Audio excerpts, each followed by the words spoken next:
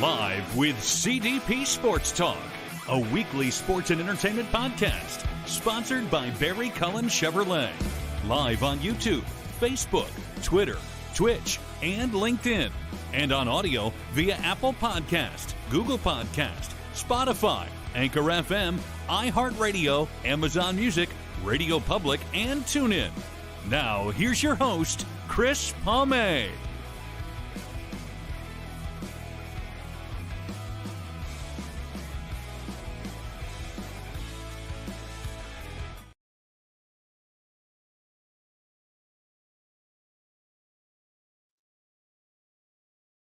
Good afternoon, everybody. Welcome to Season 6, Episode 39 of Live with CDP Sports Talk, brought to you by Barrie Cullen Chevrolet Dealership at 905 Woodlawn Road West in the Guelph Auto Mall.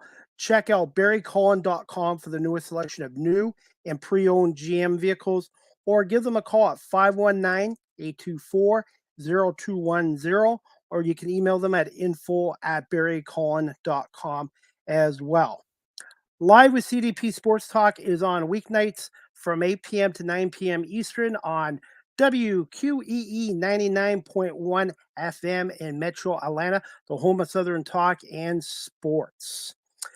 Good afternoon, everybody, on this Monday, September 11th, 2023. And before we bring on our guest today, I just want to take 30 seconds for a moment of silence for those people that were affected by the tragic events of September 11th, 2001.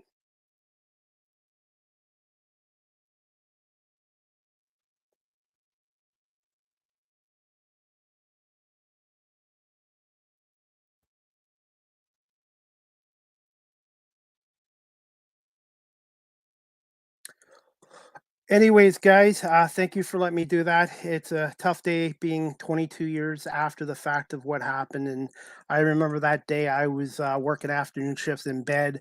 And I remember turning the TV on and hearing CNN talk about the airplanes crashing into the World Trade Center.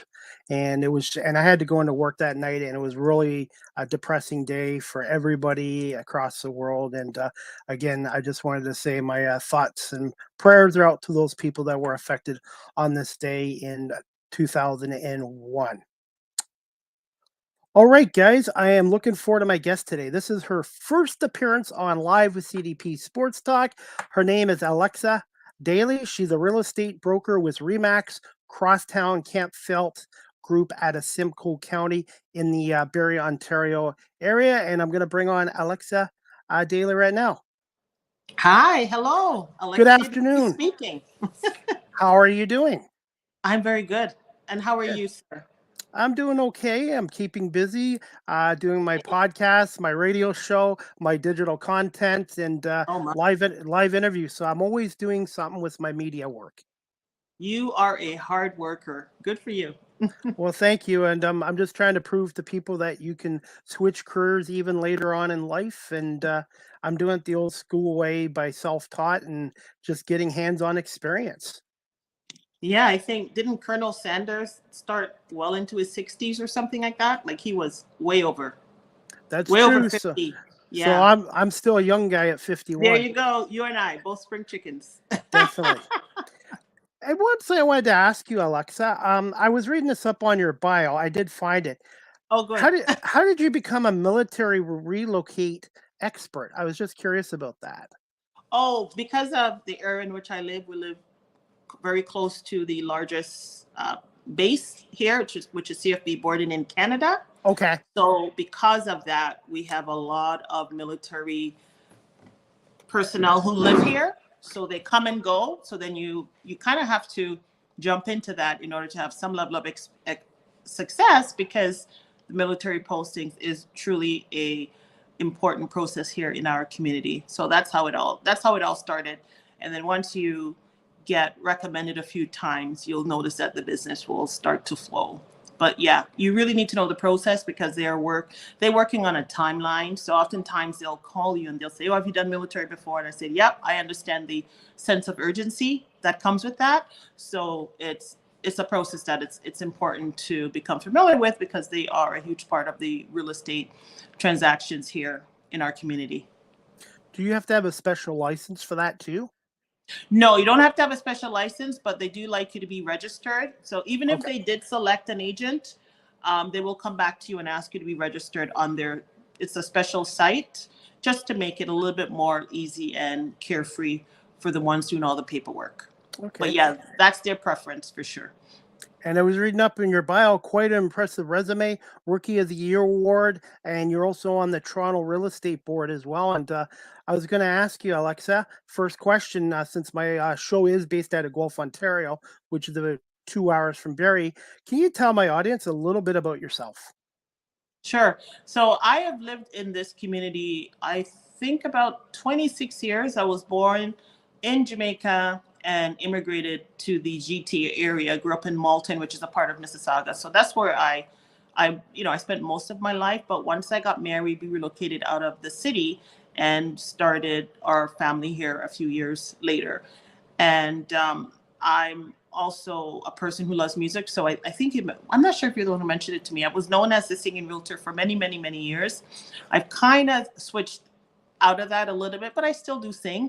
I do enjoy music. I just didn't want to be singing all the time anymore for people. It became a little campy for me.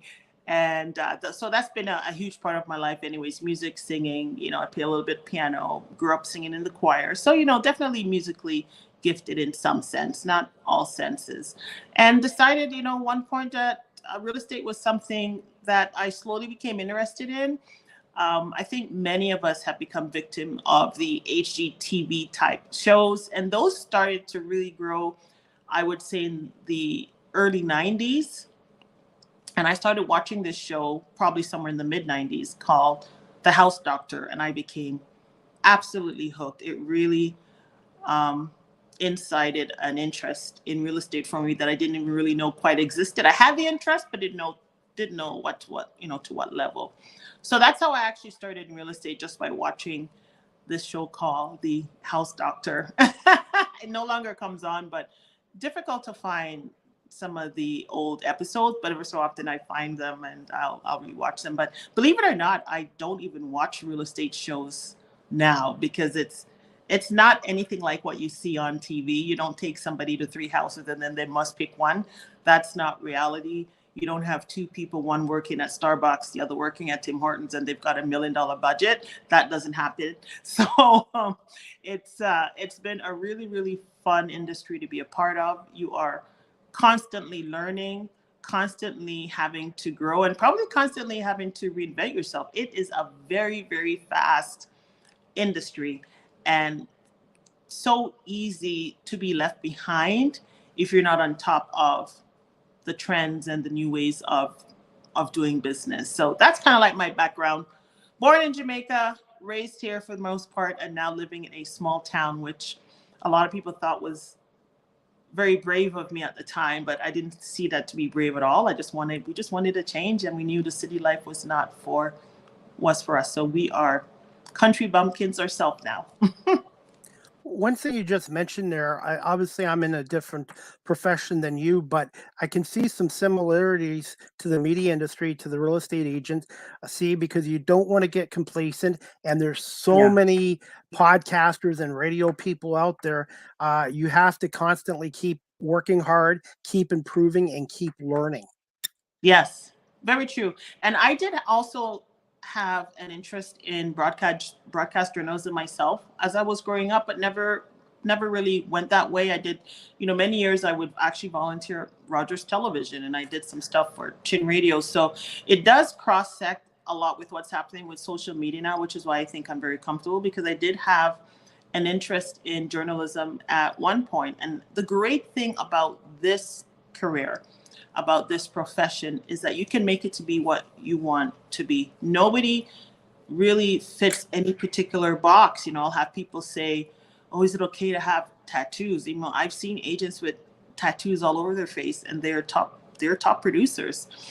Is it okay to be someone who has a little bit of antisocial proclivities?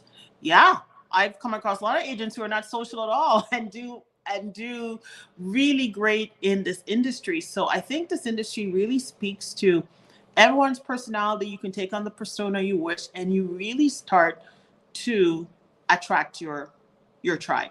And I don't think anyone should be afraid of that, thinking that you're not good enough, you're too old, you're too young, you're too tall, you're too short.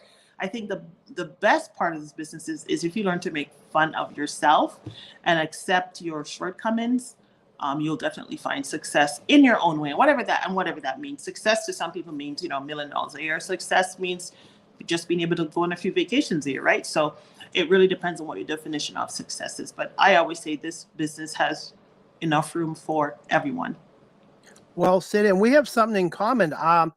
I volunteer with Rogers TV. I have been as the last 4 years as a camera operator, which led to my podcast show and to my radio show by doing TV work for Rogers TV here in Guelph. They would have me in their archives if they keep their old shows. As a teenager in early 20s, I think I was their roving reporter, but it was volunteer. I did learn how to do camera work, and I did learn how to edit as well, but I didn't care for the editing that much. I did enjoy the roving reporter type thing. And so I'm sure if they reached far back, they would find some tapes. Okay, and that's what I'm learning on. I've learned a lot of the camera work from Rogers, but a lot of my my podcasting and my radio show, I've had to self-teach myself, and doing the live interviews in person, I learned to do that myself. Bought a microphone, and I love doing that. For me, it's reaching out to people and connecting with people is huge, especially in the media industry, and I'm sure it's the same with your industry as well. Yes, it is a people business, but you don't have to be overly people-y, believe it or not. Like I said before, you will attract your tribe. You're going to attract people who don't want to have a lot of communication, and then you're going to attract people who want to have a lot of communication. But you absolutely still have to communicate with folks. So people are finding definite success in just running the business in the ways in which they want to do so. How much of an adjustment was it from coming from Jamaica to Canada, and obviously having to deal with 4 seasons of weather here as well? Since I was very young, I was under the age of 10, probably about 9 or so. I don't remember a lot of the adjustment. I remember my accent, trying to get rid of some of getting away from some of the ways in which I pronounce certain words. So that was an adjustment. Jamaicans don't pronounce H. So, they go like he. Or eat. So if they're saying turn the heat on, we say turn the heat on. So stuff like that was an adjustment. The food was an adjustment. I think that was hard. And then, of course, being away from, because I was living there with my grandmother at the time, my aunt and my dad. So that was an adjustment for me. But I don't remember it being particularly difficult, I think, because of the age. And I think when you're a child and you go to school, and I always made friends easily, I didn't have an issue in terms of making friends. It was very cold, that I do remember. And I think it takes a good couple of years to get that chill out of your bone. It's like a constant chill when you immigrate from a hot country. So that I do remember. But, personally speaking, I don't think I had a, supremely difficult time. I think my age had a lot to do with it, because kids just want to play with you. They don't really care. They don't really care where you're from. I know when I was younger, I had to move a couple times to different cities, and I thought as a young person it was hard because you literally had to say goodbye to people that you lived in that city, because back then they didn't have email, they didn't have social media, Right. And it was much harder to keep in touch with your friends back then. Yeah. When we didn't have the technology back in the 70s and 80s. Yes, you definitely had to make phone calls. Absolutely. if you want to stay in touch. I'm old school. I still like the phone calls too. Yes. Phone calls are nice too. I mean, I would say I'm 50-50. Sometimes when you get on the phone, you stay on it way too long, but it's the same way with social media. You get on there and you can stay on there way too long. So it's the same thing. My dad used to call me phone face. Okay. Hey, believe it or not, you're not going to believe this, but the first 4 years of my life, I didn't talk at all. My parents was worried that there was something, I had something medically wrong with me. But after I turned 5, I started talking, and now I'm like, I'm very chatty, and even when I was in high school, I would avoid public speaking and would Yes. hide from having to speak in front of the class. But for Yes. some reason, at this point in my life, I'm more outgoing than I was in my teenager years. Oh, that's amazing. And I love hearing that because we all evolve. And oftentimes, we look at children, we think everyone needs to develop at the exact same time. No, my son didn't walk quickly. And parents, oh, my son's walking at 5 months old. Really? Okay, sure. I don't, my son didn't walk till 11, 12 months, like right at 1 year old, that sort of thing.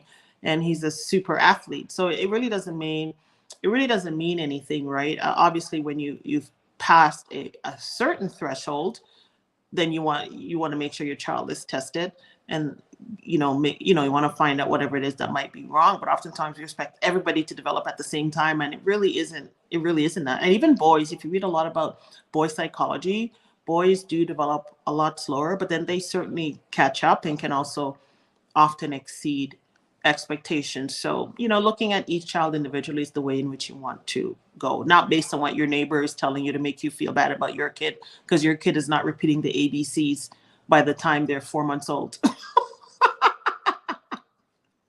Absolutely. And there was something else I was going to ask you, but I forgot to write it down. But oh, now I remember.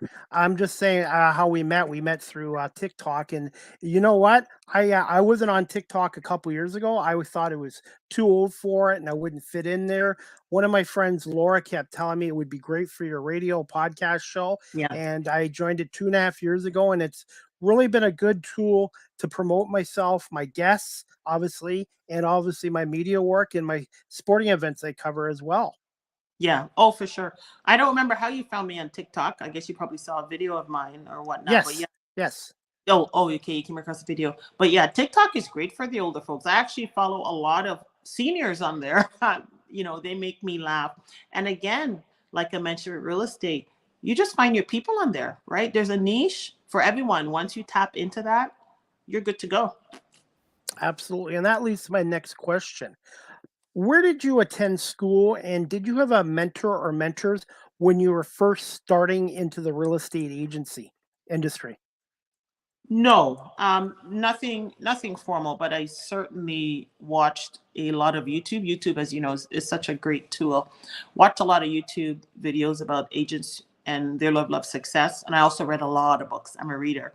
I read a lot of books, and I think that's how I was able to propel myself into such quick success in a short period of time, because I came in prepared. I didn't come in and okay, what now? I I had a plan. So at the time, you would go through the Ontario Real Estate College to get your real estate license. Now you do it through Humber College, so it's quite a bit different from when I completed the course. You don't need to have a university degree, even though I do. I think all you need is a high school diploma or an equivalency of some sort. But yeah, I grew up in Malton, so I went to high school there, and I went to elementary school. Part of my elementary school, I went to Holy Cross, and then I went to Ascension. And even younger, when I lived in the GTA, I was at a school called Chalk Farm. That's where I went when I first immigrated. Chalk Farm Public School, and St. George Magilla was the Catholic school that I went to. I also went to Cedar Brae Collegiate when I graduated from Ascension from high school, and then I did my OAC year at Cedar Brae Collegiate in not was it Cedar Brae? Yes, in Scarborough. I did some courses there for my OAC year. I was living with my grandmother at the time, so I hopped around, I guess, a few schools. But that's where most of my schooling was done for sure. I didn't attend school outside of Ontario other than when I was attending school in Jamaica. And all I remember is the name of my school, John Mills All Age. That's all I remember. I'll tell you this. I went to high school, obviously college for law and security, but I did okay in school, but I Mhm. didn't know what I wanted to do. And if I had more of a focus or a passion of what I wanted to do, I think my marks would have been even better. And I think now with my life experience, if I Mhm. did go back to school, I think I would be a better student now than when I Right. was in the 80s and 90s. Oh, for sure. And of course, the subjects that are offered, the environment, it really makes a difference. And they're discovering that boys and girls learn differently, right? So you probably just needed a different way of being taught, and you probably had a different way of learning, and probably needed a variety of options for courses in order to maybe do a little bit better. But you know what? No regrets. I mean, you went through it, and you're still successful, and there really isn't one single best way. But I think it's so important for learning that people figure out which capacity in which they learn better and use that. I work well in quiet. I'm a quiet studier. My son, who is a, top student, he studies with earphones on with music, and I have no idea how he retains information. It had to be completely quiet for me, which is why I spent so much time at the library when I studied. Even when I was studying for my real estate license, I would go to the library every single day and study. I just need quiet, but not everybody, can handle that. So sometimes maybe the classroom was too quiet for some people. Who knows? So we just all have our different ways of learning. And once you have a grasp on that, I think you can do leaps and bounds towards the career, profession, or the choices in which you make. Absolutely. And one chapter of my life is closed, and I'm working on a new chapter. I always compare life to a book. Hmm. Yes, for sure. Each page brings a new surprise, and every chapter takes you into another direction. That is true. Absolutely. And now we'll get to this question. Can you tell us a little bit about Remax Crosstown Kempenfelt out of Essa, Ontario? And how did you get involved with that firm? This is the fourth actually brokerage I was with. When I started my real estate career, I was actually with a very small brokerage, which is, I really believe it's a good idea for a lot of new agents. If you're not joining a team, find a small brokerage where you can get the support. You've got a broker there who's able to answer all of your questions, look over your offers. There are other people in the office who may have time for you. I really think it's a good option. When you go to right away to a huge company, a lot of them promise you this and they promise you that. And they'll say, oh yeah, we have mentorship here. But you really want to ask them, what does that mentorship looks like? And the follow rate in real estate is about 80% within every couple of years. You lose a lot of agents. And I think a lot of it Wow. has to, yeah, this is why you're always seeing new people getting their license, right?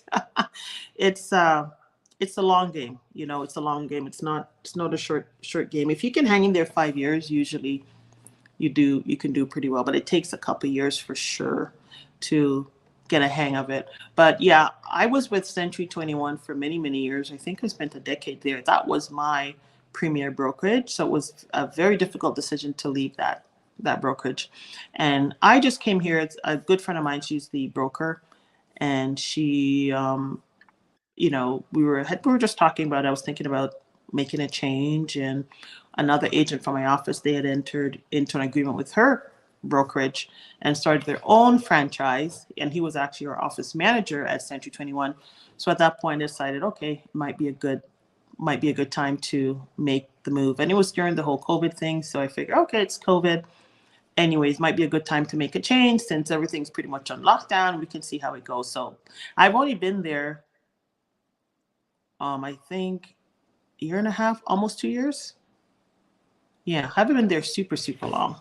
But that's just how I chose it, just out of familiarity. I didn't want to go to an unknown brokerage.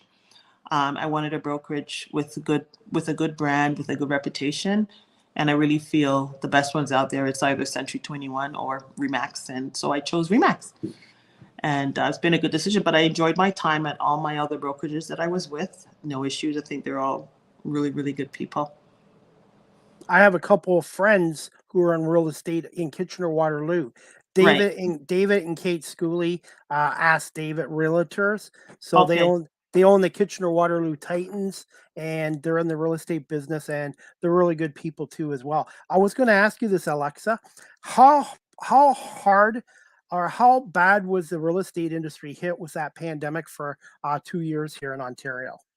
Oh, it was bad. Prices came down, sales were down, and then the prices, of course, started to bounce back. But during that period, I think it was just complicated. People didn't know how to navigate due to the lockdown, and then we had a lot of regulations that we had to abide by if we decided to work during the lockdowns. And a lot of the brokerages, you couldn't work out of the office. You had to be at home if you decided to work at all. And I think it was just a difficult time for many agents not knowing, what to do. And of course, we work by commission. So if you're not doing any sales, you're not making any money.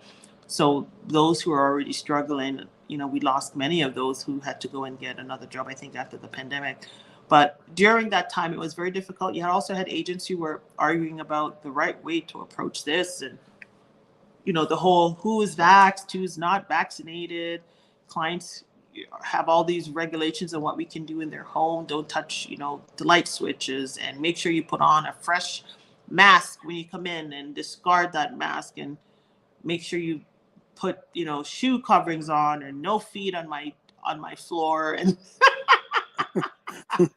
there are a lot of rules and regulations. So some people just could not be bothered. So we did have agents who didn't work at all. I kept working, but I was selective as well.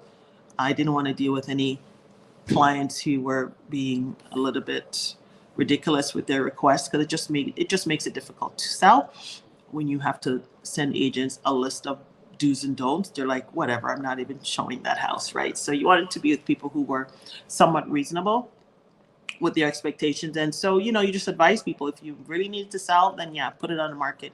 If you didn't need to sell, then just wait it out, because the fact that you're that nervous with having anybody in your home, it's just really going to take away from the entire experience. And then there are others. A lot of people bought homes on sight unseen, because the clients would have the house on the market, but did not allow any showings, right? So you had those. And of course, when they finally saw the house, many people were disappointed. I would not recommend buying a house sight unseen, or at least have someone, a representative, not just the agent. If you can have a family or friend, if you're from another province, couldn't get a flight, have a look at it for you, because there was a lot of disappointment for people who purchased homes sight unseen. And now with the market, again, those folks who bought during the peak, many of them want to sell now, but because the market slowed down, they're not making the same kind of money that they purchased a home for. So it's a catch 22 for many. Just like I bought a new car, but it Yes. took me a full year to get my new car. But thankfully, I was able to Wow. test drive it 3 times before the pandemic, because after the pandemic, they didn't have any cars, and people were Yes. buying cars based on, okay, look at the car. But to me, it's like clothing. I need to try it on if I'm going to buy it. Same with Yeah. a car. I want to try it. And I would assume the same with a home. If you're going to spend that kind of money on an investment in a home, you would like to see it and inspect it, Oh, for sure. and make sure it's Oh. checked out and all that. Oh, for sure. I like I said, it's not a good idea. It's not an optimal position to put oneself in, and I think it's better just to wait. But people get desperate, right? And especially if there's multiple or offers and there's bidding wars going on, and you can't get here in time to see the house. I get it. People have to do what they have to do, but I think most of the time when people buy sight unseen, they are disappointed. What would you give to somebody who's watching or listening to this podcast radio show today on WQEE 99.1 FM? A little cheap plug there. They're interested in getting into the real estate agent. What would you tell somebody that's interested in this industry? I would say, come on board and come on down. There are a lot of people I know, they're like, oh, there's too many realtors out there. I get it, but most of us do not last. Like I mentioned out there before, most of us do not last. But I do think it's more difficult to sell real estate now than it was even when I started, or even 20 years ago, just because the public has a lot of information now. And so the real estate agent is cut out as being necessary in some of the cases, because a lot of the clients come to you, well, yeah, we research a history on this house and that and this and that and the other, and oftentimes they'll come in with opinions from their parents and this and that. So you want to come in definitely with the same passion that you hope that you would have had. So come in with passion, come in with the ability to change the ability to brand yourself, the ability just to put yourself out there. And you really have to come to the expectation and understanding that, because people think that deals just fall in your lap. Your job, you are a sales agent. Your job is to sell and to find business. A lot of people join a brokerage and they leave because they're complaining, oh, the brokerage didn't give me any leads. That's not the brokerage's job. The brokerage's job is really just for you to have a place to put your license, right? And make sure you are following the rules and regulations of the industry. They're not really there to feed you. If you want to do that, then maybe go work in the restaurant industry where you get a discount on your meals and sometimes you'll get free meals. But in real estate, you really have to understand that you are a sales person. That is first and foremost. It's not your website. It's not your pretty little signs. It's not your social media posts. It is about going out there and getting business. And the number one thing you're going to find out is that you think that your family and friends are going to hire you right away because you're a real estate agent. Nope. They are not going to hire you. Number one, when you're new, they're already nervous enough. And number two, they don't want you knowing their personal business a lot of the times, right? So everybody likes to look like, they have a certain face that they put on to their family and friends. They don't want you to know the truth. If they're losing their home, they don't want you to know. And I totally respect that. If they're over leveraged, they don't want you to know. So that's number two. Come in understanding that the people that you think are going to give you business and work with you, that's not going to happen. It's going to be strangers that you're going to come across, people who probably didn't know you before, because your family has a hard time looking at you as a professional, knowing that at one point they changed your diaper, right? So it's difficult for them to see you as this professional. If you gave problems in your family and you haven't cleaned up that persona and that history, they're not going to use you. If you had issues in the family, if you're the troublemaker in the family, if you think they're going to call you now to sell their house, their most precious investment, it is not going to happen. So if you're going to start clean up some of your reputation, I would definitely do that. Clean up your reputation, clean up your social media. If you're putting a lot of negative things on there and now you think people are going to see you as a professional, they will not, because they're going to still have that impression of you, and you're going to have to rebrand yourself. And even if you were perfect, you could have been the perfect niece, the perfect nephew, the most wonderful cousin. Like I mentioned, people don't want you in their personal affairs. A lot of people do not like to mix business with pleasure. So I would think that's probably the number one thing you have to, that's two things, that you're in it for sales. And number two, not looking to your closest folks. Some will give you a try, others will not. You have to prove yourself over time, and hopefully you'll win some of them over. But even again, a lot of them will still not use you. And a lot of agents have a hard time. They take it very, very personally. And I get it. I had an agent friend, his cousin lived next door to him. They were neighbors, and he came home and there was a for sale sign on his cousin's lawn, and it wasn't his. And he was upset about it. I'm like, get over yourself. No one is entitled to anyone's business. You earn that business. And every single one of us, which is what I like to tell other agents, every single one of us has gained business from somebody who already knew an agent. And that person is upset that they may have given that business to me. So we've all been in that situation, but your number one job is lead generation and getting that sale done. Since I have you on here, Alexa, I've noticed in the last couple of years, there's been some people that have been selling their houses on their own. Mm-hmm. What are your thoughts on that? And I just want to get your thoughts on that. Oh, people have always, that's not just the last couple of years. That has always been around. We call them FSBOs, for sale by owners.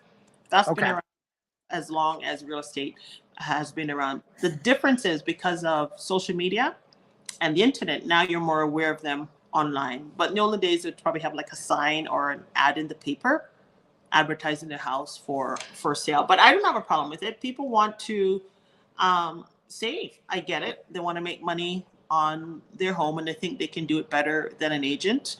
Now, what they often don't realize is, I believe the statistic is 90% of for sale by owners don't end up selling it themselves. They end up selling it, having to go to real estate at some point, because oftentimes people will avoid their homes because a lot of buyers, they get nervous. They're like, oh, why are you not listed with a real estate agent?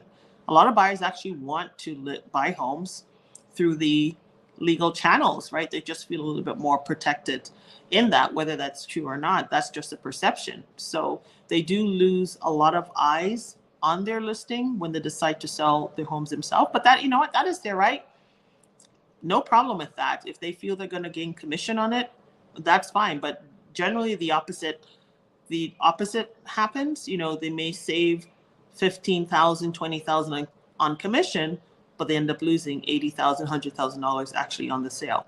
So because they decided to sell it themselves, and a lot of people will avoid the listing because they rather work with a real estate agent. So sure, you save commission, but end of the day, the majority of them end up just losing out on being able to sell it for tens of $1,000s more, which would include the commission. But I get it. They hate realtors. I get that. Alexa, have you ever thought about writing a book? Because it seems like you have a lot of good stories and insight in this industry. I have considered doing the ebook. I have considered an ebook for sure. Okay. I'm not as industrious as you are. So if you can point me in the right direction how to get that done, I would do an ebook. Okay, definitely. Now, I wanted to ask you this one. What is the current real estate market looking like currently in the Barrie area, and with the job market there currently as well? And is the job market there shrinking right now with some of the losses of the jobs they've had from General Electric, and there was another company I think that left? Yes. The Barrie job market certainly is not as strong as the GTA market. And what you do find, though, is folks who live in Barrie still work in the GTA. A lot of them commute, or if they can get the remote type posting, they will definitely do that. So I don't know if we're losing out because we don't have a really tight industry in terms of what to offer in the market, because I do find a lot of people do commute. Do I think more people will buy here if there are more jobs? Probably. They probably would. But I think for now, people are still comfortable enough commuting from Barrie to GTA. I mean, from here to Vaughan is about 40 minutes, 45. A lot of people seem to be comfortable with that drive. The issue is going downtown Toronto, but there is the GO train now, and they have more frequent pickups or times. So I think that is working out for it. The market has certainly slowed in Barrie. You know, the average home, Barrie had hit the 1 million point. Now we're down to under 800. It's probably about 768, 770 right now. So it has really taken a significant dip. The $1 million price point, people are still trying, but they're very, very difficult to sell now. When before everything was $1 million or over, you can still pick up some really good prices now in the $700,000 range, high $600,000 range. But the issue really is the interest rates, making it much more difficult, because even if you get a house at 750, you're pretty much making the same payment you would have if you bought the house for $1 million at lower interest rate, right? So this is where the disconnect is starting to happen. But we'll see what happens next year. Sales are certainly down. Prices, I think over the last year maybe gone up, maybe about 2%, like not very, very much. But month over month, we're seeing a fluctuation. You know, 1 month it's a little bit higher and then it comes back down. On average, it's taking, we're up to about 40 days on average to sell a house. But again, any house will sell within a reasonable amount of time if the house is priced correctly for that market. But a lot of sellers just don't want to accept the reality of that and rather overprice their home. So if you don't need to sell, take it off the market and just wait until things start to turn. But what will happen is, if you need to purchase, and if you do sell higher, you yourself will have to buy higher. So you have to really keep that in mind. That extra $100,000 you made, now you're spending an extra $100,000 to purchase yourself. So really, did you come out ahead? Those are things that people really need to keep a mind on. But yeah, the market's come down, but there really is a slump right now. You can feel it. You can see it. We're 30% more homes are on the sale right now. We're starting to see a daily increase of that than where we were last year. But the problem is the sales are down. Prices might still be comparable to where they were last year, but the amount of sales are down. And it's that $1 million price range that's really slowing it down. But the hot price range, anything between 500, 750, those will sell. But don't be afraid to go in and be aggressive with your price if you're going to be putting an offer, because a lot of those homes, look at them and see how long they've been in the market. People are willing to negotiate, that's for sure. But we are seeing a different market than we were 2 years ago. What would you tell somebody that's looking to buy a home for the first time that's watching or listening to our show today? You know, it's so difficult for them because of the interest rates, but we do know that interest rates will be coming down. The problem is we can't predict when it's coming down. And once they start to come down, you are going to have a lot of difficulty trying to get a house because the bidding wars will restart again. So if you're a first-time home buyer and you don't want to compete, I would recommend you get the best house that you can get within your price range right now. So that way you're not competing. You still get, you can still get some money off the house and get into the house and be caught up into when prices start to go up again once they start dropping interest rates. So I would say, I know everybody hates when real estate agents say, oh, buy now. Honestly, it's better to buy in the market that you know than the market you do not know, because that's exactly what is going to happen. So be there on the uprise. Don't be there on, when everything starts flattening out again. Just be there on the uprise so that if you decide to sell, sure, you can do that at that point. But your difficulty will be trying to get into a hot market. The market's cold. Now is the time to do it. Just be reasonable with your expectations and shop around for the best rate that you can get. I wouldn't lock in for 5 years. If you can get a 2-year, if you can manage a 2-year, a 1 year, I would do that. Or if you can manage the variable rate, if you think that, you can handle the tension of a variable rate right now, knock yourself out and do that, because once rate cuts start, it's warfare again. Hey, Alexa, are you okay for a couple more questions? A few more minutes? You good? Okay? Yes. Okay. For sure. I'm going to put you on the spot with this question. Is it better to buy or rent in 2023 currently? Oh, buy or rent. To me, it's a personal question. It's always good to buy if you can afford to buy. That really is the answer. If you can afford to buy, it's always good to buy. If you're going to rent, I would say make sure you find a home that you're renting that is not affected by rent increases, which is anything that's been unoccupied from the year 2018 and over as a rental unit. Because what often happens is the landlord can raise the rent at any amount. So if you rent a rent controlled unit, you don't have to worry about your rent going up significantly in the next year. And then number two, when you do rent, you have to worry about the landlord selling. A lot of landlords rent and they're thinking of selling, and they will not tell you that. So I would ask your agent, if you're using an agent to help you find a rental, see if that house was for sale before, within the last year or so. If it was for sale before, I would hesitate in renting it, even though the landlord cannot evict you for wanting to sell. But if the person who's coming in wants you to evacuate because they want to live in the unit, then yes, they can serve you notice, and it just gets really, really messy. So I would rather you rent a unit that a landlord has long-term desirability to keep it rented. So I would do that if you decide to rent, for sure. And get yourself a roommate. Do not carry $2,400, $2,800. It's a lot. It's a lot of money. If you can get yourself a roommate, a good friend of yours who are in the same boat, I think that's the best way to get around this. It's a lot of money. Plus you have to pay utilities, right? So it's not just the rent, especially renting a house. I would prefer to rent like a condo or an apartment building where you don't have to worry about the landlord moving and then you have to move. And there's just a little bit more stability. But a lot of people like the houses. I totally get it. But not all landlords are good landlords. There's a lot of slumlords out there. So you just really want to be careful. But yeah, to buy or rent, it's a personal decision.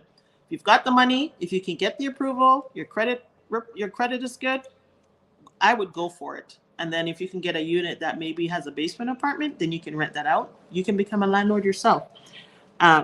Rental, if you don't want the responsibility of being a homeowner, then don't rent. Simply as that, even if you have the money. Because a lot of people who rent can't afford to buy a house. They just do not want the responsibility of being a homeowner. They like the flexibility of being able to move around and that sort of thing. Hope that helps. Absolutely. And I was in New York a couple years ago, and I spoke to a lot of people there, and they were telling me they work in New York, but they live in New Jersey because it's a lot cheaper Yes. than New York. But the people that live in New York, they all live together with big families because one or two of them can't afford to live there as well. Yeah. Yes. Yeah, we need to see more intergenerational type of living. And I think this is why the young people are having a difficult time, because they're all grown up where everybody had their own bedrooms, they had TV in the bedrooms, they've had computers, laptops. They're used to having all this space. So now they grow up and they're out there and they're thinking they want to have the same amount of space, but you're not with mom anymore. No. Having all that space comes at a price. And we've all been so conditioned, I think, in North America to be this single unit, right? Everybody, you have people here who kick their kids out at 18 years old, go be on your own. They can't afford to be on their own. So I would really love to see this intergenerational living that you see Asian countries have. We have it too back home in Jamaica. Families generally live very close together on the same property. You build a house, or they build on the same house. Everybody has the same section. Europeans are very known for that. Italians, you see a lot of that. I think people really have gotten away with the idea that everybody needs a space. We all need a 2,000 square foot home. Everybody needs their own bedroom. Like hardly anybody shares a bedroom anymore. When you're growing up, three people would be in one bedroom, right? Oh yes. Right. Oh yes. Right. So people Yeah. we've become spoiled to expecting to be able to have all of this, not realizing, if you want all of that, it comes at a price. So if you stay home, I think people should really encourage their kids to stay home a little bit longer, save up, and then move out. If then you can move out at that point. But now it's like get out at 18.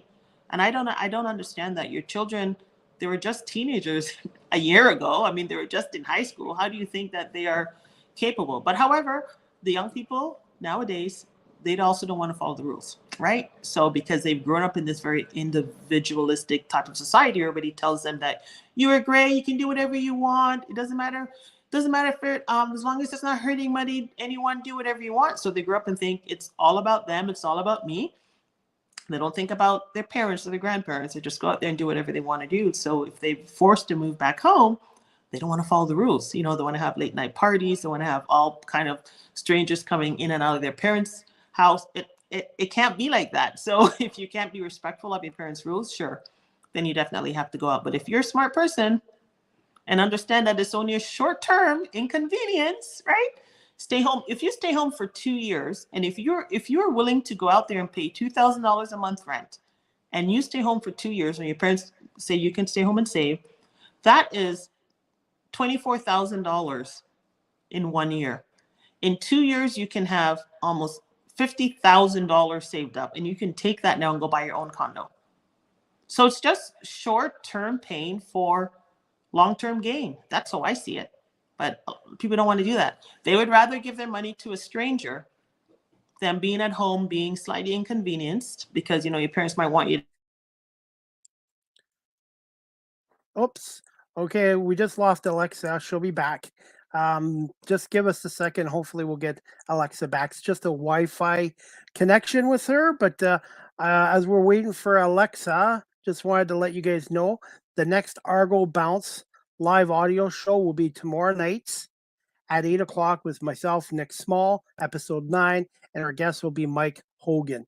Alexa, if you can hear me, maybe just try removing yourself and coming back on here. So her Wi-Fi just froze up, Alexia Daley, and I apologize. So we're just going to remove Alexa, and maybe she can connect back on. Hopefully we can get her back on here as well. But it's been a great episode talking to Alexa about this. So hang on 1 second. We're going to see if we can get her back. Can you see me? Yeah, I can see you and hear you. Oh, sorry about that. It happens. No worries. No need to apologize. And Yeah. I was going to say, have you ever thought about starting your own podcast show up about real estate? This is a funny thing. I started a podcast about a year or so ago. Okay. But it wasn't about real estate. It was just about everyday topics. It's called I haven't done it so long I forgot. Something about conversation. And I don't know why I stopped because I really did enjoy doing it. You know what it is? I wish I was like you get on there and you have your schedule and boom, boom, boom, and boom, you go, right? So I would like to do it, but I should switch it to real estate because I just started the YouTube channel and that was just like maybe 2 weeks ago. And it's just really trying to figure out what to put on my channel and how to do it, because I'm noticing with YouTube, there seems to be a trick to it, right? To get people to listen to you. I'm trying to figure that out, but I do have an old one that I started, like I mentioned. It's worth a conversation. That's what it was called. See, it's been so long I haven't done it. Couldn't remember the title. But yeah, I'd like to switch it, I think, to real estate so that I can probably use a lot of the material on my YouTube. I'm not quite sure how to do that. I just think it's really coming up with an angle. And I haven't been able to figure that out. If you've got any tips for me, I'd love that. Why did you ask me that? No, because I think you know the industry and you speak very well. You're comfortable on here, and you have that personality as well. Yeah, you know what it is? It's the time, my dear. I don't know how you fit everything in. It's the time. My last son, he's in grade 11, so I'm thinking once he's done high school, I'll have a little bit more time, right? Because it's overwhelming. Social media. I mean, I'm on Thread, Twitter, TikTok, Instagram, Facebook. It's too much. Don't you think? It's a lot, and some days I almost need to hire somebody because Right. it's time consuming, and I try to get as much content out as I can, Right. but it's just sometimes impossible. But in a way, I'm lucky. If I had kids and a wife, I don't know if I would be able to do this career switch. Is Right. to go in it is the way I am now. Not that there's anything bad about having being married or having kids, but being a full-time parent and working full-time is extremely difficult. It's a lot. Yeah. So no, but I love it because I do enjoy talking. I love to debate. I love conversations. And I like talking about a lot of different things, but you're right. It's just really carving out the time. Because, okay, how do you do YouTube and podcasting?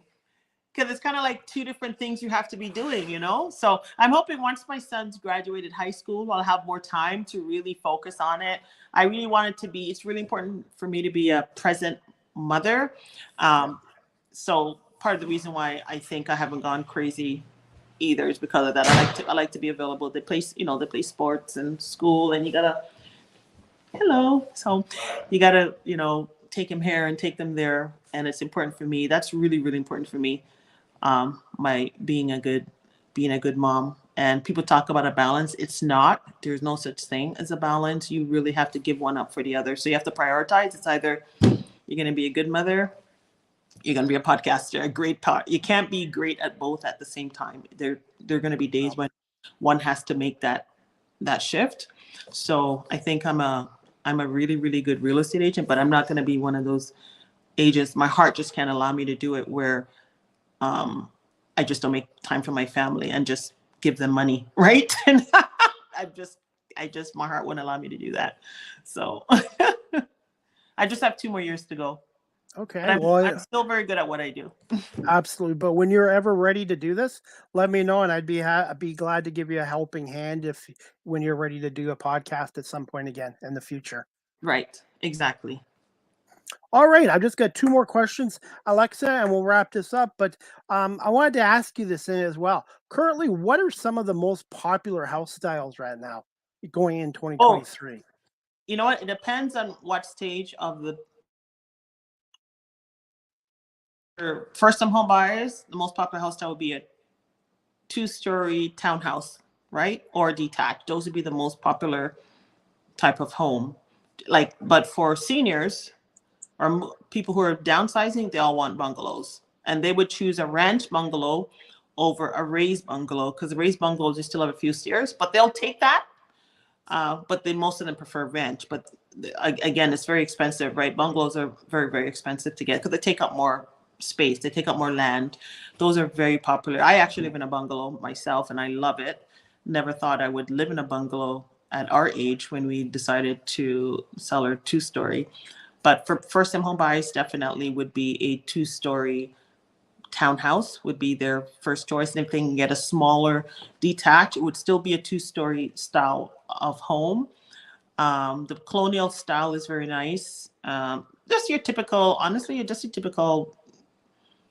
typical subdivision homes, a 3-bedroom, 2-bath is what they want. They like having the kids upstairs so that when they put the kids to bed, you don't hear them, which is why I think a lot of young people don't choose bungalows. They think of bungalows as a granny house a lot of the times, right?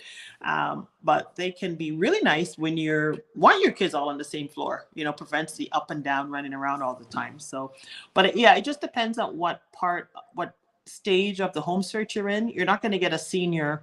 Well, I shouldn't say you're not. You have to talk them out of it. It has happened to me. They're looking at a 2-story and you can see their mobility is not very good. And I say to them, I don't think a 2-story is a good idea for you because you're probably going to have to sell it within a year. I've had to call family members on a few occasions when a senior want to put an offer in on a 2-story and I know they can't manage it. So they get mad at you, but I always feel like it's best to do what's best for your client. So yeah, when you're getting up in years, you want to stay away from the 2-story, especially when you lack mobility. And what I've seen in Guelph lately, I don't know if it's happening in your area, but people that have big backyards of their houses are now building houses in their backyards. Yeah, they call them garden suites here. Okay. And a lot of municipalities are approving them. Before, especially where I live, they didn't even allow basement apartments where I live. They were super strict, very, very strict. But because of the federal government and provincial governments are wanting to ensure that you're able to create more housing, they really have pressed on some of these smaller municipalities to approve basement apartments and to approve being able to build second suites, garden suites on their homes. It's pretty neat. And again, I think that will capture some of the intergenerational type of living that we talked a little bit about before, because a lot of people now, they can just move their parents in there, right? The parents can live on the second suite, or the parents are in the main house, the big house, and they can move their kids into that second suite, and then of course collecting rent as well. So it certainly helps with taking off some of the pressure of home ownership, and it helps with having family members close by. So if your parents need help now with cutting the grass or shoveling the snow, little fix-it things in you're fine with living close to your parents, it really is a very good arrangement. But definitely in terms of getting a second income in, it's great because they're not in the same house as you. So a lot of people don't want anyone in the basement. They're like, oh, that's such a great idea, right? Let's build a second apartment that's completely separate, and we can rent that out. So a lot of people do love that. Would you have to pay? Okay. Would you have to pay property tax on the garden suite then, or would it be already included? You would include that. You probably hide it in the rent somehow, but yeah, you're the owner of the property would have property taxes because it's still on the same property. So the property taxes will definitely go up for that, for sure, to capture that unit. Even when you have a basement apartment, if your basement apartment is registered and legal, your property taxes would go up as well. This is why sometimes you see a fluctuation in property taxes. Like you might be paying $4,000, but your neighbor's paying $3,000. That usually means you registered everything with the city.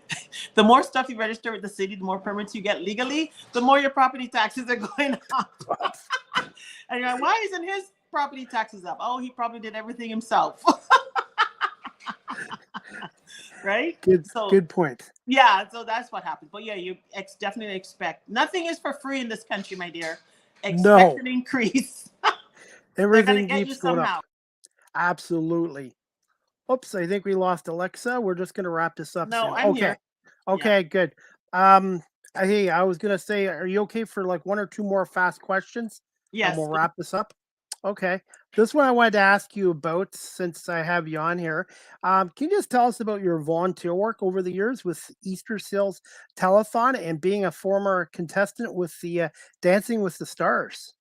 Wow, I haven't spoken about that in years, and it's funny, it came up over the weekend, and you're asking me about it. Yeah, when I worked with Century 21, Easter Seals was one of the major sponsors that they supported, so I was very involved with that. We used to go to CBC downtown, and you remember those telethons where they would call in? I did a lot of that. They'd call in, and I'd take the phone calls and get people to support Easter Seals. So yeah, every year they have a fundraiser called Dancing with the Stars. So it's the same idea as Dancing with the Stars, what you see on TV. And they'll have local celebrities, such as your mayor and all different people. I think the mayor of Barrie was one of the judges the year I did it. And yeah, they partnered you up with a dance school, and you learned. My favorite was the jive. You learn different dance styles, and you perform. I didn't win, but I did raise a lot of money. I can't remember exactly how much, not tens of thousands, like maybe $12,000 or something we had to raise. I can't remember right now. But we all had to raise a certain amount of money. And it was a lot of fun. So no, I did not win, but I still had a lot of fun, and I learned how to do the jive. Check out my TikTok page. I did a video this week from the Argos game with their dance team, and I did a little dance. I put some music to it, but I don't have any musical talent or dancing talent, but I had fun anyways. Oh, I'll look for it. Yeah, I'll look for it. But yeah, so that's one of the ones that I supported a lot over the years. I help out with a school in Peru. Some friends of mine, they are missionaries, and they built a home for girls down there, so I support them there. There's a music school in the Angus area, Essa Township. I support them as well, helping students who can't afford to take music lessons or dance lessons. So I try to partner with them with that. And I also did a lot of work over the years with raising money for the food bank. So I would put on movie in the park event. It would be free, and then people just come and donations, and I would do like talent shows and that sort of thing. So yeah, always trying to come up with a lot of ideas. Now, during the COVID, the pandemic, it did squeeze us a little bit, so we did stop during that time. But over the years, yeah, always looking for an opportunity to volunteer. That's for sure. Yes, I was a Big Brother volunteer for 16 years, the local Humane Society here for 10 years, and then I've been with Rogers TV for 4 years. So Right. volunteering work has been a big part of my life as Yeah. well. Yeah. See, I didn't mention Rogers. I did all that. Yeah. Even in high school, I remember winning awards for doing volunteer work. I have an article cut from the Mississauga News that they talked about me when I was a teenager. But yeah, Awesome. I think it's important to give back when you can and where you can. And sometimes you can't be there physically, but if you can even just spread the word for somebody and help to, collect donations, that helps too. One of my favorite people is Mike Pinball Clements of the Toronto Argonauts. I don't know if you know who he is. He Mhm. is a CFL Hall of Fame player, but he's got the biggest heart in the world, and he's just does so much great work with his Pinball Clements Foundation. And Yes. he never forgot where he came from, and it's always good to be kind to others and pay it forward to others. Yes, he's wonderful. And I mean, I've been following him over the years. I'm not a football person by any means, but I think majority of us know who Mike Pinball Clemens is. And he's always giving back, and he always shows up, right? And I think that's fantastic. He's a Absolutely. great mentor and something that the boys can look up to. And girls if they want to, but it's generally going to be the boys. And before I get to the last question, I have to ask you this. You're obviously a singer too. What was your favorite song that you always loved to perform? I don't know if I have a favorite song. I mostly did gospel music. Who's that in my kitchen? Oh, my son's there. He's home from school. I did a lot of gospel music. We actually sang for Blue Jay games. Oh, Canada, my choir. I was in a choir, and we would sing. I think we sang Blue Jay games back in the day. Awesome. And there was a stage play called Vietnam, something like that, Miss Vietnam or something. We sang there. But a few years ago, I did sing. I was picked out of an audience. I was watching the Motown down at, I think it was the Ed Mervish Theater, downtown Toronto. So it's probably about 5 years ago. And they needed somebody. It was about the whole Diana Ross thing. And they wanted somebody from the audience to sing with the performers. So I put my hands up, and they looked around, they grabbed me. So probably was the best night of my life. I was able to go on the stage and sing with Diana Ross, whoever was playing her, reach out and touch somebody's hand. And they accompanied you, of course. And it was amazing. And the funny thing is, people thought it was a setup at the end. Like I had everybody, like the entire audience. I don't know, there's probably 6,000 people in that theater. It's a very big theater. And people came rushing me at the end. They thought, oh, that must have been fake planted. I'm like, no, I'm just a viewer like you. People are asking me for my autograph. I'm like, listen, I am nobody. Right? That's awesome. It was really, really nice. Somebody asked me if I recorded. I said, you're not allowed to bring phones in there, right? They confiscate your phone. But the funny thing is, there was a gal in Barrie who was at the same show. I didn't know her. I didn't even know her, but she found me online on Facebook and she friended me and she's like, I was at the show and I saw you up there. And she knew I was an agent in the area. And she goes, I was so scared to take my phone out. But she said she caught like a 5-second clip and then she posted that on her page. So I was able to see myself just a little bit near the end, but she goes, I was so scared because you're not allowed to bring cameras, you know, in there. But she said, oh my God, this is somebody. She's like, I live in Barrie. I know who that person is up there. So, but yeah, the type of music I like to sing, I would say would be more gospel type music, anything R&B. That would be my type. I guess show tunes are fun, but I would say gospel music would be my type of music to sing, because that's just what I grew up in. And I think you get a lot of good training learning gospel music, right? You get to really use your voice quite a bit, like, and it's big voices, right? So you're taught to sing big. My favorite music is obviously I like Motown music from the 60s, Yeah. classic rock from the 70s, and Yeah. rock from the 80s. I think the 60s, 70s, and 80s are the Yeah. three best decades for best. music. I in my opinion. No, it really, really is. I also really like the big band music from like 30s, 40s. It's not really anything to sing to, but I really like that sound. And my son, one of my sons, I mean, they're all musical, but he's very musically inclined. And we always say he's got an old soul because he listens to just music from way back. That's his stuff. And he loves jazz.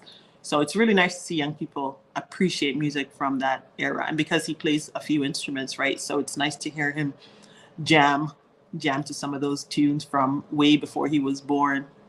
But yeah, you would have enjoyed that musical Motown then if you had gone to see it. It was amazing. I just loved it. But what an honor it was for me to be picked to go sing with the cast, with Diana Ross and all them. Well, if you ever do get into singing again, let me know, because like I said, I like good music and good singers. I have no singing ability at all. I tried it once at No? karaoke. I tried singing once at a karaoke in New York City, and I emptied the bar out completely. That means you were So good. I'll just stick to talking. I get a bit of my biggest weapon is my mouth. Yeah, you do a good job. I enjoy Well, talking thank to you. you. Well, thank you so much. I do apologize for keeping you over 40 minutes, but I thought our Oh, conversation that's was okay. going well, and I that's told you I awesome. was And available, so not to worry. I cleared my okay, calendar for you.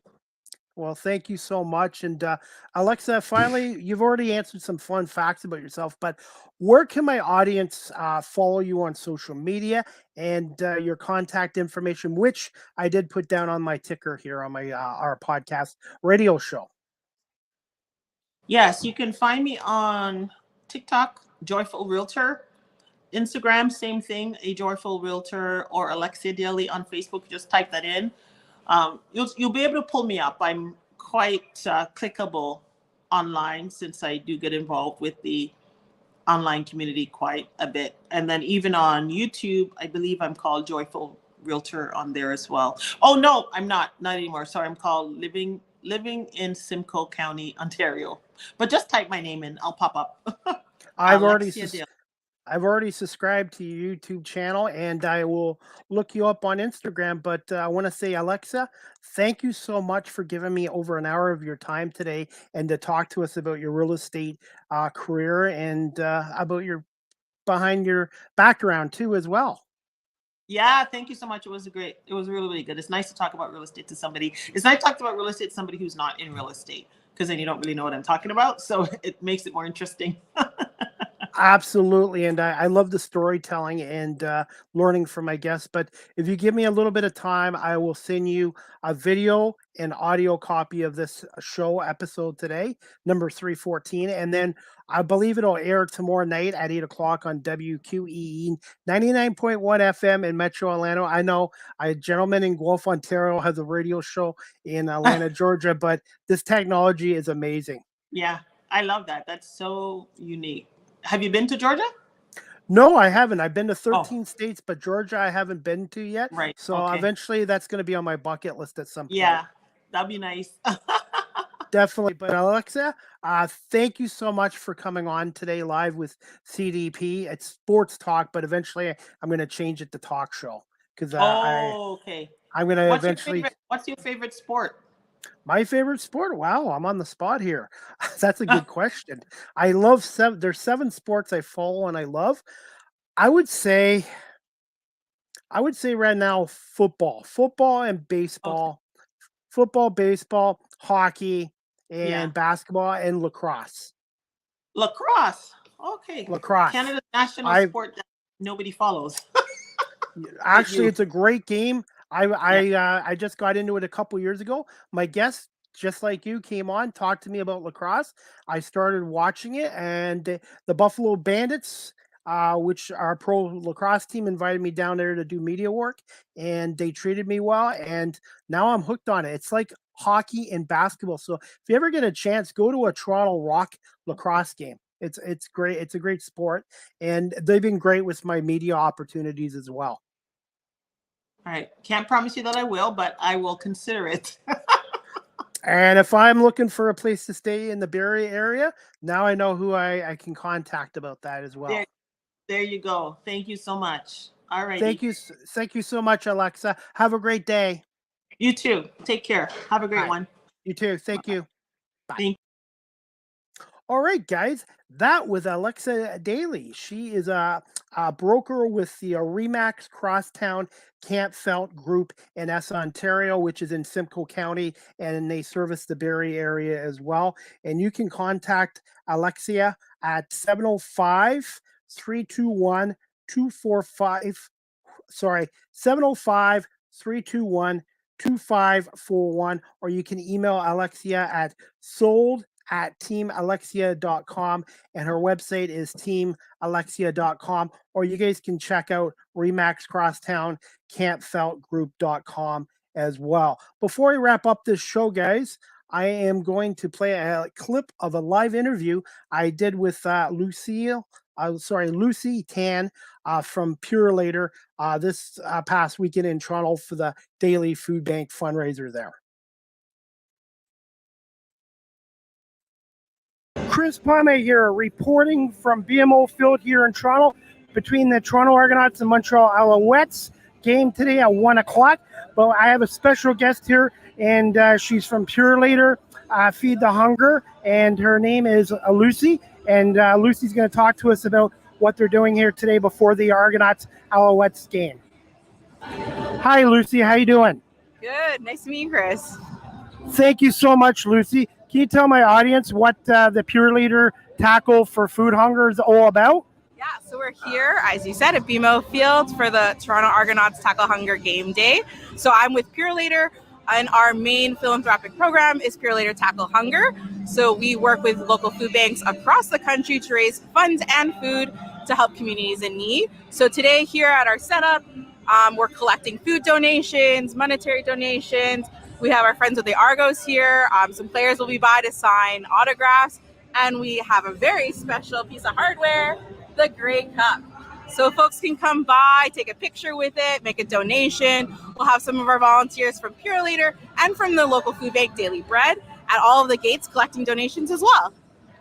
How important are the food banks nowadays here in 2023 across Canada? Man, Chris, it's wild how much the need for food banks is growing. A stat that really sticks with me is that 1 in 3 food bank clients is a child.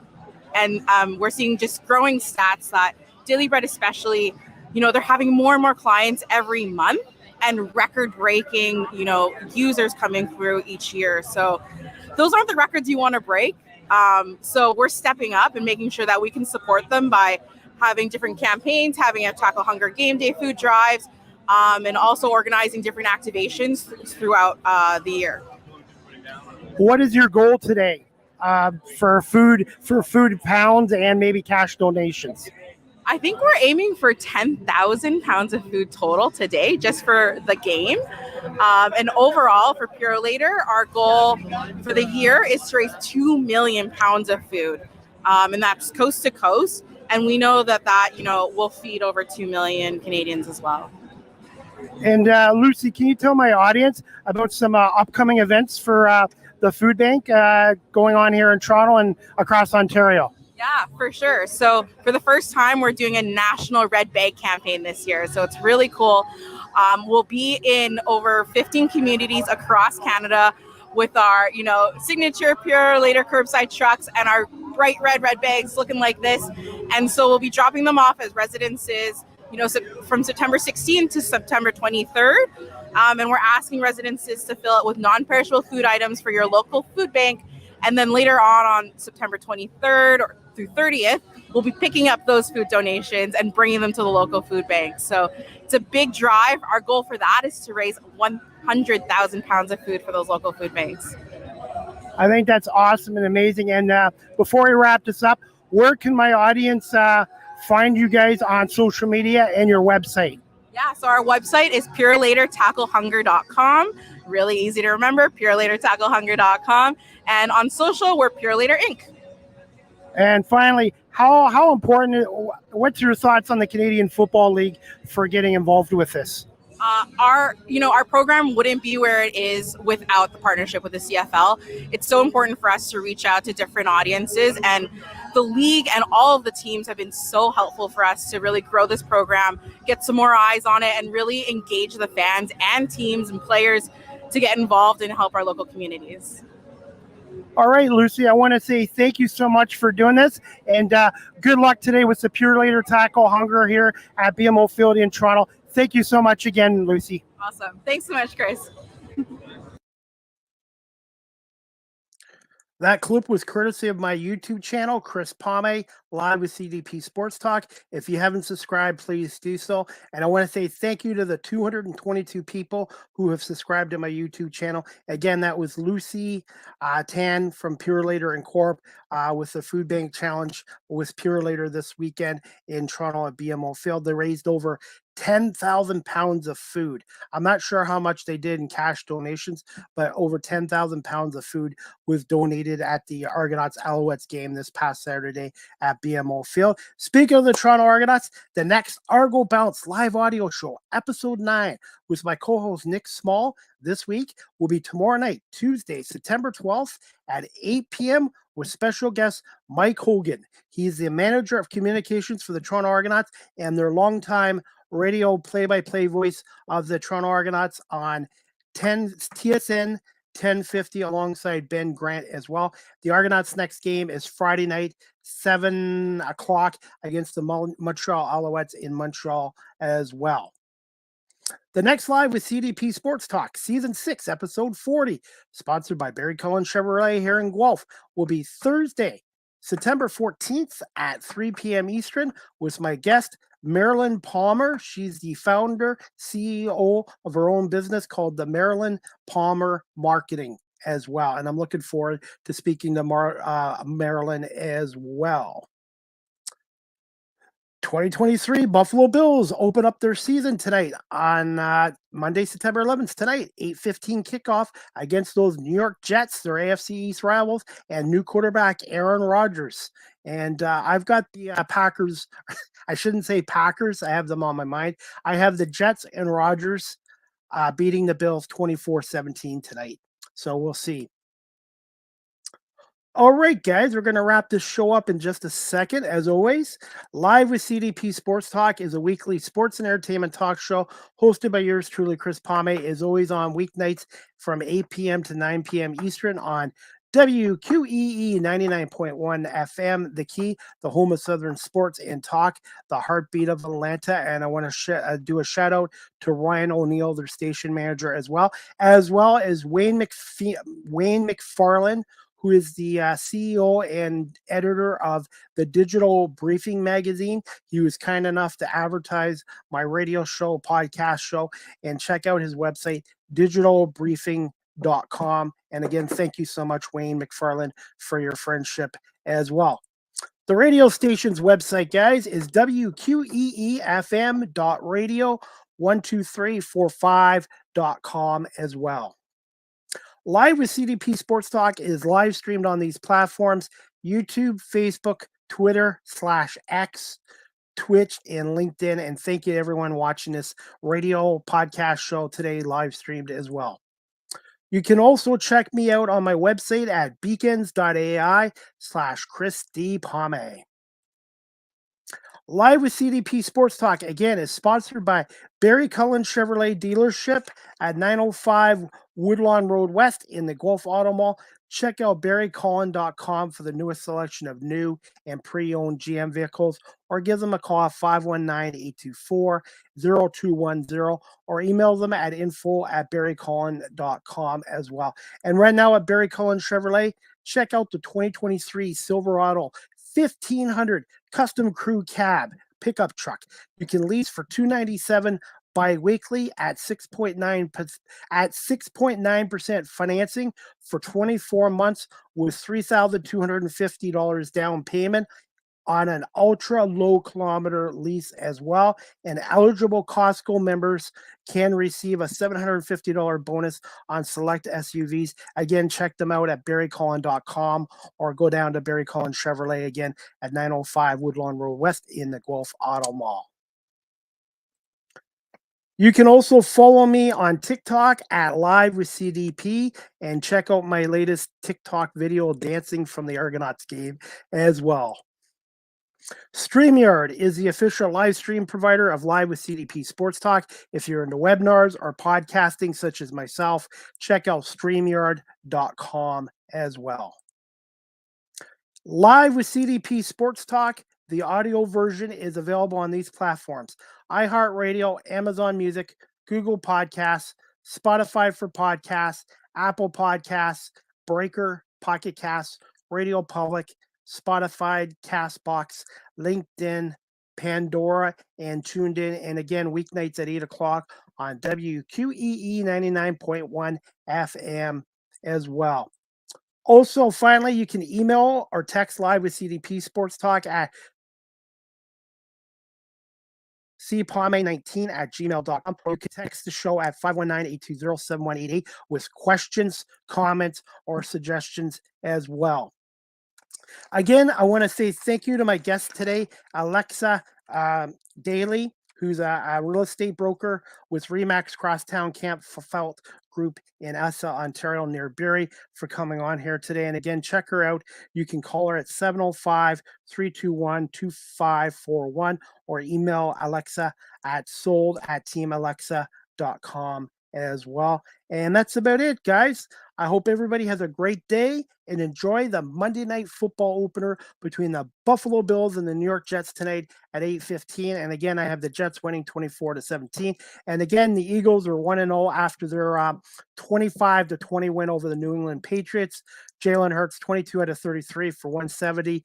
No touchdowns, no interceptions, but one fumble. The Eagles now take on the Minnesota Vikings in their home opener this Thursday night at 8:15 at Lincoln Financial Field.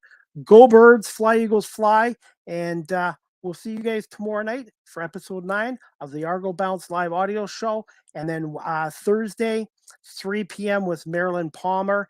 And Thursday, I have a doubleheader, 6 p.m. Lee Cunningham, the radio play-by-play voice of the Sarnia Sting, will be on to talk about the 23-24 Sarnia Sting, and maybe a little bit about last year's Sarnia Sting's terrific playoff run to the Western Conference Final, where they unfortunately lost to the London Knights in 6 games as well. Again, thank you to Alexia Daley for coming on here today, and thank you everybody for watching and listening to Live with CDP Sports Talk, brought to you by Barrie Cullen Chevrolet, and weeknights at 8 on WQEE 99.1 FM. Have a great afternoon, everybody, and we'll see you tomorrow night for the Argo Bounce live audio show.